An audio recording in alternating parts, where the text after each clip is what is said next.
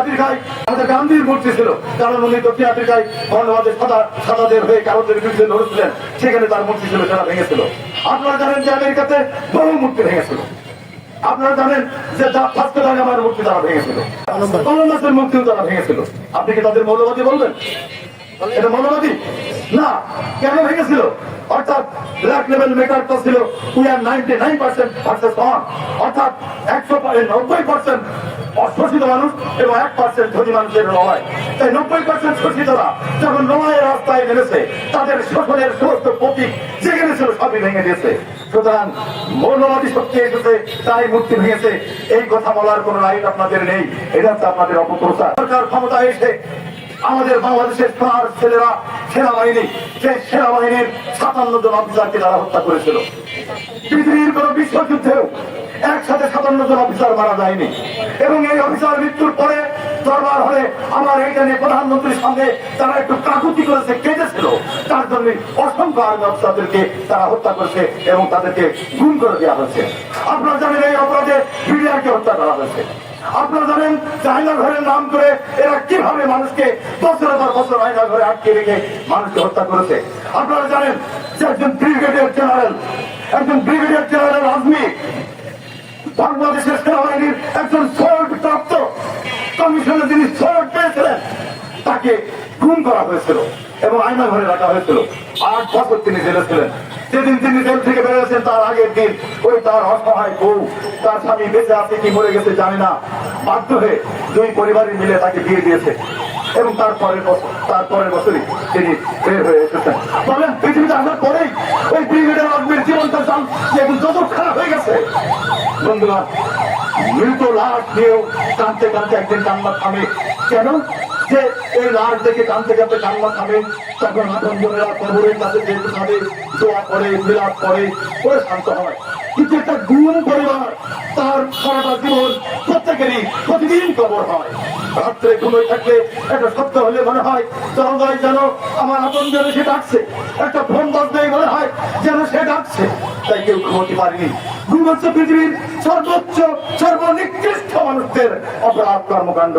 এই ঘুম এই সরকার করেছে। বন্ধুরা, এক আয়না ঘর দিয়েই এই শক্তিকে আন্তর্জাতিক ভাবে একটা সন্ত্রাসী সংগঠন প্রমাণ করা সম্ভব। একটা পিলখানা হত্যাকাণ্ড দিয়ে এই সংগঠনকে একটা রাষ্ট্রদ্রোহী সংগঠন হিসেবে আওয়ামী লীগকে প্রমাণ করা সম্ভব। আপনারা জানেন হেফাজতের আন্দোলন নামে শাপলা চত্বরে 1 মাস ধরে এই সম্মিলিত সাংস্কৃতিক জোট সারা বাংলাদেশের শহরে 1 মাস ধরে, ওই ঢাকার শাহবাগে এই যশোরের চিত্রার মোড়ে 1 মাস ধরে তারা চ্যান করে গান করেছিল। আর সেখানে বসে আল্লাহর নবীর দফারফা করেছিল। সেখানে আমার নবী রসুলের জান মান মর্যাদা নিয়ে তারা ছিনিমিনি খেলেছিল। প্রতিক্রিয়া সর্জনা করতে পেরে ওই মাদ্রাসার ছেলেরা যারা জীবনে রাজনীতি করে না, তারা সেদিন বলল তোমাদের সাথে রাজনৈতিক দ্বন্দ্ব রয়েছে, হাসিনার সাথে খালেদার বা একটু এখানে আমার নবীকে কেন টানা হচ্ছে? এর প্রতিবাদে মাত্র একদিন মাদ্রাসার ছেলেরা শাপলা চত্বরে এসেছিল। আপনারা বলে দিলেন অর্থনৈতিক কর্মকাণ্ড ব্যাহত হচ্ছে, মানুষের যান চলাচলে ব্যাহত হচ্ছে।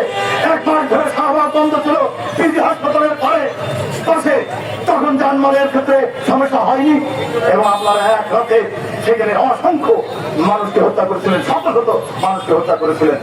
যেহেতু তারা এতিম, তাদের মা বাপ নেই, তাই সন্তানের জন্য মানুষের দ্বারে দ্বারে কেউ কাঁদেনি, সন্তানের জন্য রাস্তায় আসল পেতে কোনো মা কাঁদেনি। সে কারণে আপনারা পার পেয়ে গেছেন। তার মধ্যে কেউ আপনি পৃথিবীর সর্বনিকৃষ্ট শাসকটা প্রমাণ হয়ে যায়। আপনারা জানেন যে আপনার বিচারের নামে এক বিনা বিচারে মানুষকে হত্যা করেছেন। যাকে হত্যা করেছেন তার আত্মপক্ষ সমর্থনে কোন সাক্ষী দেননি, অথচ হত্যার জন্য হাজার হাজার নকল সাক্ষী নিয়ে এসেছেন। আপনারা বাংলাদেশের একজন কোরআনের তফসির কারক, কোরআনের পাখি দেলাওয়ার হোসেন সাঈদীকে আপনার বিনা বিচারে হত্যা করেছেন।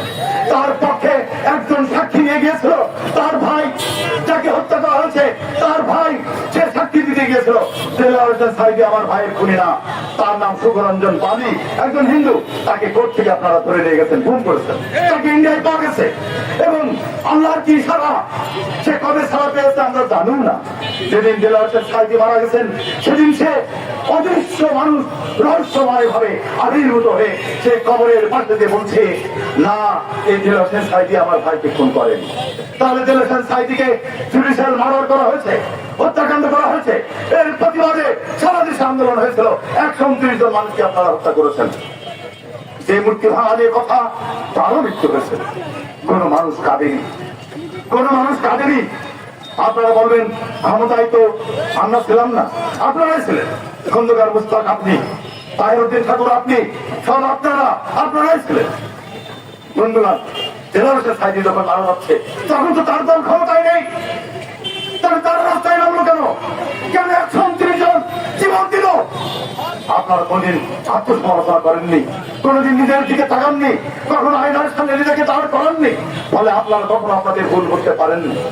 বন্ধুরা, আল্লাহ বলছেন যে আমি যখন কাউকে ধ্বংস করতে চাই, প্রথমে তাকে দাম্ভিক করে দেব, অহংকারী করে দেব। আর যখন সে দাম্ভিক বা অহংকারী হয়ে যায়, তখন সে ভুল করতে থাকে, আর ভুল তাকে কবরে নিয়ে যায়। সুতরাং আপনারা দাম্ভিক হয়ে গেছিলেন, আপনারা দম্ভের কারণে জগতে কোনো কিছু দেখতে পারেন, তাই নিজেদের কবর নিজে করে সেই কবরে আপনারা প্রবেশ করেছেন। এত সহজে মুক্তি নেই। আপনারা সেদিন আমার বন্ধু একজন বলছে ঢাকা থেকে যে ওই শেখ মুজিবের নামে একটা সফটওয়্যার রেজিস্ট্রেশন আছে, সেই নামটা কেটে দিয়ে এখানে হযরত ইব্রাহিমের নাম দেওয়া হয়েছে, বলো এটা ঠিক? আমি বললাম মোটেই ঠিক না, কিন্তু এটা তো ওরা শিখিয়েছে। আপনারা প্রেসিডেন্ট জিয়ার নাম যে আন্তর্জাতিক বিমানবন্দর থেকে মুছে দিয়ে শাহজালালের নাম দিয়েছিলেন না? তত আপনারাও দেখেছেন। আপনারা একজন শেখ মুজিবের বাড়িতে ভোট দেওয়ার পালন করতে গেছে, তার জামা কাপড় খুলে দিয়েছে, আমরা দেখলাম ফেসবুকে আপনারা সিসি করছেন। আমি বলবো অবশ্যই এটা সিসির কাজ, কিন্তু আপনারা কি ভুলে গেছেন আওয়ামী লীগ আমলে একবার হরতাল দেওয়া হয়েছিল, তখন টিএসসির সঙ্গে একজন সচিবকে উলঙ্গ করা হয়েছিল? এটা আপনারা করেছেন, আপনারা শিখিয়েছেন। আপনারা মূর্তি ভাঙা নিয়ে কথা বলছেন, আপনারা কি ঢাকা স্টেডিয়ামে ওই প্রেসিডেন্ট জিয়াউর রহমানের মোরালটাকে ভাঙেননি? মূর্তি ভাঙা আপনারা শিখাচ্ছেন। আপনারা এই যে গুম, বাংলাদেশের যে গুম, প্রথম ক্রস ফায়ার, বাংলাদেশের ইতিহাসে প্রথম ক্রস ফায়ার শিকারকে শিকার কার আমলে? বঙ্গবন্ধু শেখ মুজিবের আমলে। আপনারা রক্ষী বাহিনীতে মানুষ হত্যা করেছেন হাজার হাজার। আপনাদের সাথে এই দালাল গুলো আজকে আজকে আপনাদের সাথে দালালি করে, এই চাষাদ এখানে বক্তব্য দেয়নি যে শেখ মুজিব আমাদের হাজার হাজার নেতা কর্মীকে হত্যা করেছে, চাষাদের লোকেরা এখানে বলেনি? সেই চাষকরা হাজার হাজার মানুষ হত্যা হয়েছিল রক্ষী বাহিনীর মাধ্যমে।